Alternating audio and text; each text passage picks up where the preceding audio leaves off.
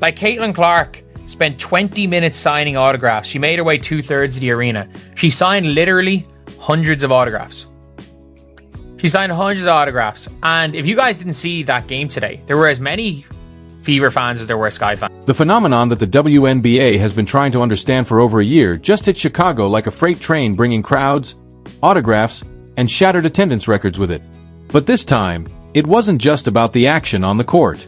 While the Indiana Fever's dominant 93-78 win over the Chicago Sky was impressive, the real story was the energy and excitement surrounding the event. Once again, the god Caitlin Clark came and bricked Barbie's house, scraped her goofy ass even on her off day, and took over her arena signing autographs. You see, Black Clan, this is what the face of the league looks like, ladies and gentlemen. Caitlin Clark, everybody wanting to get a signature of the most electrifying woman in women's basketball, man. Bricklayer. No, this was about something far more poetic, far more devastating to Angel Reese's hometown swagger.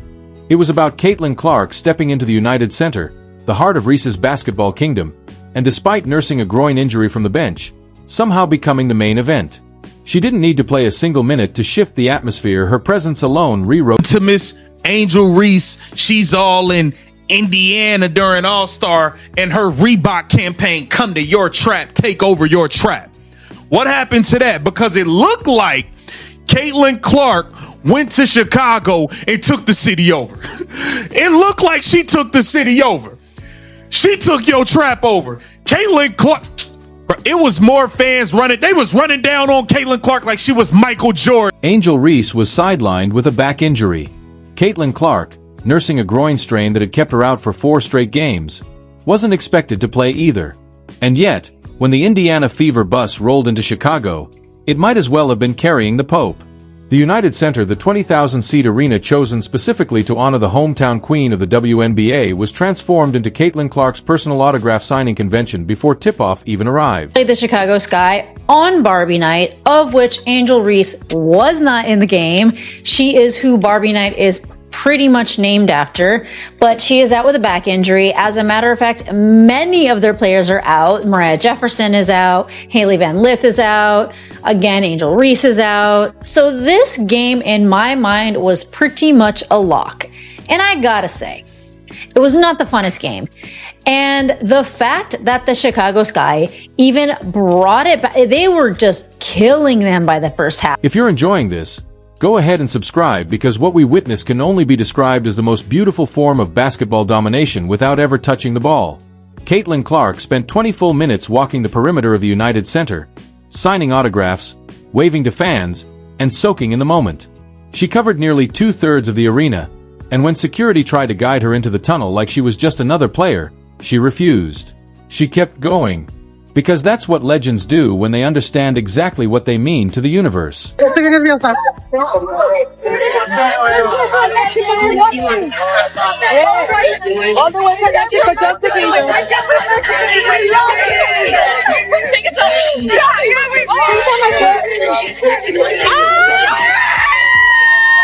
And here's the kicker, the moment that should make every Angel Reese fan question everything they thought they knew about basketball hierarchy. These weren't Indiana Fever fans who traveled in. These were Chicago fans, in Chicago's house, at Angel Reese's home court, scrambling, almost pleading, for Caitlin Clark's signature. One fan even held out Chicago Sky merch for her to sign. She politely declined. Because even injured, even sidelined on the bench, Caitlin Clark has standards. And standards are what separate the momentary stars from the icons. You can never do this in Indiana or in any arena, because we don't come to see you, bricklaying sloth. Caitlin Clark is the official owner of Chicago, man. It's time that y'all build a Caitlin Clark statue in Chicago in front of the Chicago Sky Arena, man, because Clark just comes over and takes over the arena with all the dozens and dozens of people, boys, girls, everybody wanting to see the god Caitlin Clark, ladies and gentlemen. Caitlin Clark was signing jerseys, basketballs, posters, anything fans could shove in her direction for nearly half an hour.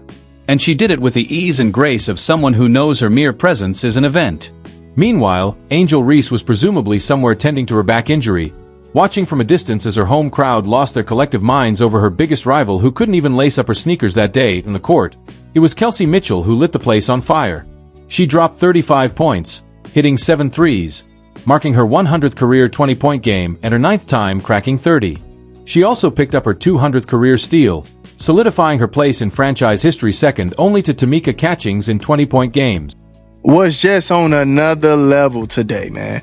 Oh my goodness. I'm talking about the hustle, the steal, the drive, the shot making, the making the threes. Fam, it was just really a dominant performance from her, man. Really looking like one of those superstars. All right. She looked like a pure superstar today, man. However you want to chalk it up. All right. Had 35 points. 35 points. This wasn't just a basketball performance. It was Kelsey Mitchell's declaration to the basketball world that the Fever are deeper than just one name. While the spotlight is fixated on Caitlin Clark, Mitchell has been quietly stacking a resume most guards would envy. She's the perfect complement to Clark's brilliance, a seasoned vet who can shoulder the load when needed and rise when the moment demands it. Meanwhile, the Sky, playing without their own rising star in Angel Reese, managed just 78 points on a brutal 32.1% shooting night. They turned the ball over 23 times, which the Fever converted into 31 points, and they shot a miserable 20% from beyond the arc. It was the kind of outing that makes you wonder, when your home crowd is chanting for your rival's injured rookie, is the real damage being done on the scoreboard or somewhere deeper, in the psyche? The Chicago Sky getting their asses blown out by 40, it's just another shining example of the delusion that runs through the WNBA. Like, some players in the WNBA really truly believe that they play basketball on like skill on par level as men in the NBA. These women in the WNBA are a Bush League junior varsity high school basketball team. It would be one thing if like you're shooting and your shots just weren't falling and your percentage was just like low for the night. But this is just absolutely an embarrassing display of what is described as the best of the best level of Had happened in Chicago on July 27th wasn't just about one game or even one player. It was about the complete redefinition of what it means to be a draw in professional sports. Caitlin Clark's jersey isn't just the top seller in the WNBA, it's the second best-selling basketball jersey in America, period, trailing only Stephen Curry. Her presence alone has sparked a 1,000% year-over-year increase in player-specific WNBA merchandise sales. Games featuring Clark now average 1.178 million viewers, nearly 3 times the viewership of other WNBA games. The Indiana Fever's average attendance is 16,084. Nearly double the 8,552 fans who show up for non-Fever matchups. And when Clark travels, she takes the crowd with her. In Atlanta, attendance jumps from 3,316 to 17,592. In Washington, it leaps from 4,988 to 2,522, but this Chicago moment, it was different. This wasn't just hype or media buzz. This was Caitlin Clark proving her influence transcends geography, team allegiance, and even physical availability. She turned a 20,000-seat arena in her rival's hometown into a personal meet and greet while wearing street clothes and nursing an injury. And like, by the way, like, people didn't know whether or not Caitlin was playing that game until the very end. There are hundreds of fans that were there to see Caitlin Clark play on the off chance Caitlin Clark would be able to sign something. She was there. She spent like 20 minutes autographing everything. So here's Caitlin Clark signing autographs for 2 minutes 20 seconds. There are just a serious amount of fans. I don't even know, is that even just a towel? Like, it's very different. Like, they're showing up there. People are showing up just to witness Caitlin Clark. It's like she's the damn Beatles. She's the damn Beatles of basketball. Want to talk psychological dominance? Angel Reese missed 2 straight games with a back injury. But even if she'd been healthy, she'd have spent the pregame watching thousands of Chicago fans treat her biggest rival like visiting royalty. That's not just losing a basketball game, that's having your entire home court advantage questioned by the universe itself. The game was moved to the United Center specifically to handle the massive crowds Caitlin Clark draws. The Sky's usual home, Wintrust Arena, seats about 10,000, half the size. But this isn't just about stats or wins. though Clark racks up plenty of both when healthy. It's about creating a gravitational pull so strong that your presence alone can shift the entire arena's energy. It's about being so magnetic that fans of the opposing team line up for your autograph while their own team warms up in the background. CC get treated like MJ in the rack. Oh my God. Caitlin Clark getting treated like Derrick Rose, Michael Jordan, Chief Keef, Lil Durk, all of them. Caitlin Clark took over Chicago. She signed autographs for hours.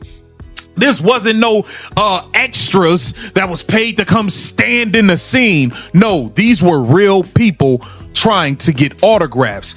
And then we got Ice Cube bombing on Angel Reese, talking about, man, she's not worth the money that Caitlin Clark was worth. Caitlin Clark unlocked millions for the WNBA. What made this victory even more impressive was how thoroughly the Fever dominated without their best player. Aaliyah Boston posted a double-double with 14 points, 11 rebounds, and 6 assists. Michaela Timpson added 14 points off the bench, and Ari McDonald chipped in 10. This was a complete team effort, highlighting the depth and growth of a franchise built around Clark's stardom. The Fever closed the first quarter on an 18-2 run to lead 26-13, with Mitchell pouring in 13 points in the frame. This wasn't just a win over the Sky, it was a statement about the direction of both franchises. The Fever improved to 14-12, claiming their third double-digit victory over Chicago this season.